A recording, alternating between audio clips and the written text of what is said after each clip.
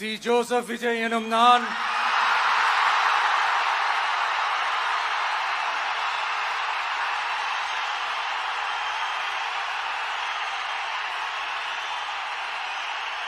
சட்டப்படி அமைக்கப்பெற்ற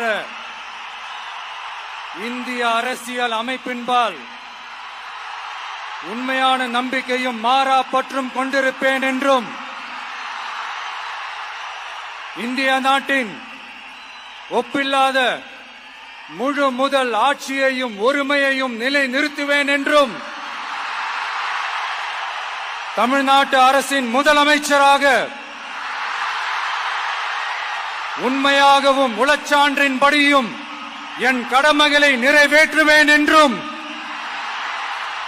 அரசியல் அமைப்பிற்கும் சட்டத்திற்கும் இணங்க அச்சமும் ஒருதலை சார்பும் இன்றி விருப்பு வெறுப்பை விலக்கி பலதரப்பட்ட மக்கள் அனைவருக்கும் நேர்மையானதை செய்வேன் என்றும் ஆண்டவன் மீது ஆணையிட்டு உறுதிமொழிகிறேன்.